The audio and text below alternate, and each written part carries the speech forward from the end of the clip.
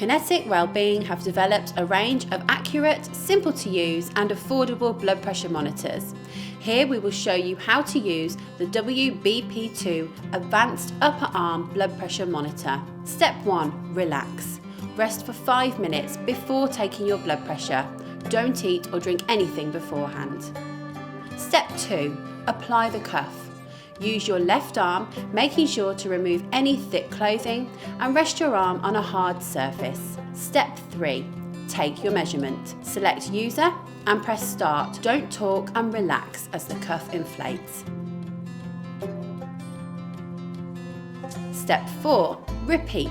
It's recommended that you take 2 or 3 additional readings each about 2 minutes apart to find your average. Step 5. Monitor. It's a good idea to check your blood pressure regularly. If you're concerned about your reading, speak to a healthcare professional.